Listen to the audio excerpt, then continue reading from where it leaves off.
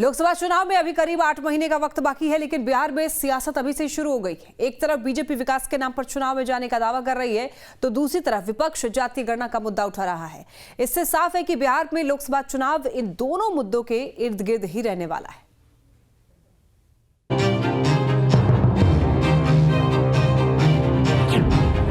लोकसभा चुनाव में NDA versus India, किसका मुद्दा किस पर पड़ेगा भारी?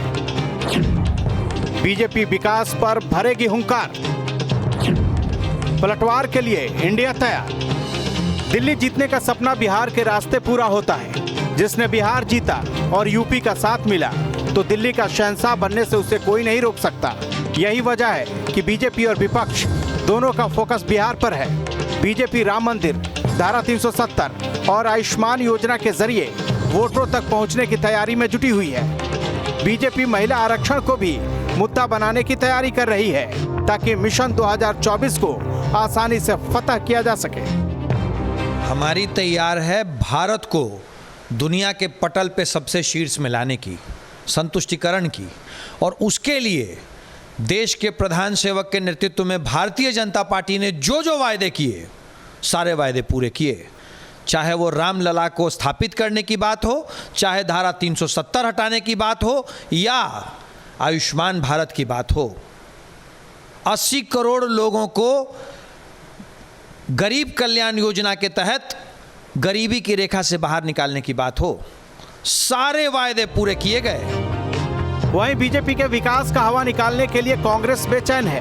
कांग्रेस का कहना है कि उसका हर मुद्दा बीजेपी पर भारी पड़ेगा। मोदी के अहंकार पर इंडिया गठबंधन बहुत भारी है और निश्चित तौर पे उनके 9 साल के कार्यकाल पे हम चुनाव लड़ेंगे कि 9 साल में मोदी ने कितना झूठ बोला है। 9 साल में जो झूठ बोले हैं, नरेंद्र मोदी के भाषण को तो सुना सुना के हम वोट लेंगे कि 2 करोड़ रोजगार, मैं नहीं मोदी बोले थे। अच्छे दिन आएंगे, मैं नहीं मोदी बोले थे। काला धन आएगा, 15-15 लाख रुपया मिलेगा, ये मोदी बोले थे। किसानों की आय दोगुना होगा, ये मैं नहीं मोदी बोले थे। देश बिकने नहीं देंगे। नेहरू की कमाई सारी संपत्ति उन्होंने बेच दी। उन्होंने चाय बेचने की बात कही थी, आज platform, train, rail, BSNL, LIC सहित बेच दी।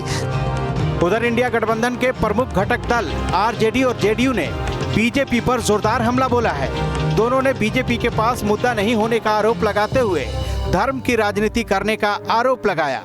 तो वहीं आरजेडी ने कहा कि अगर अल्पसंख्यकों का हक मांगना अपराध है, तो ये वो अपराध बार बार करेगी। महंगाई के बहाने भी आरजेडी ने हमला बोला। नहीं, मुद्दे हैं बिहार का बिल्कुल न्याय के साथ विकास और फर्जीवाड़ा जो भारतीय जनता पार्टी का है, ये दोनों महत्वपूर्ण मुद्दे हैं।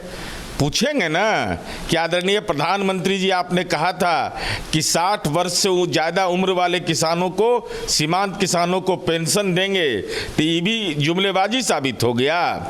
या पूछेंगे ना कि सनातन धर्म मानने वाले जो हिंदू हैं, कितने हिंदू मंदिरों की घेराबंदी भाजपा के विधायक और सांसद ने किया, यह भी सवाल पूछेंगे। हम रोजगार की बात करते, महंगाई इस देश में मुद्दा है, तो भाजपा तो राम रहीम सनातन नहीं ना करती है। वो मुद्दा विहीन राजनीति भाजपा करती। कहीं बचौल जैसे हैं क्या? इनका कोई राजनीतिक एजेंडा है क्या? ये लोग उन्मादी लोग हैं, धार्मिक रूप से नफरती लोग हैं। 2024 लोकसभा चुनाव की तैयारी को लेकर सभी राजनीतिक पार्टियां अपने अपने एजेंडे पर काम करने में जुट गई हैं। बीजेपी को लग रहा है कि पीएम के नेतृत्व में पिछले 9 सालों में जो काम हुआ है, उसके आधार पर जनता एक बार फिर से उन्हें अपना समर्थन देगी। वहीं विपक्ष वादा खिलाफी और पिछड़ों की हकमारी के मुद्दे पर बीजेपी को घेरने में जुटा है। अब देखना होगा कि 2024 के चुनाव में जनता के विश्वास पर कौन खरा उतरता है। न्यूज स्टेट बिहार झारखंड के लिए पटना से आदित्य झा की रिपोर्ट।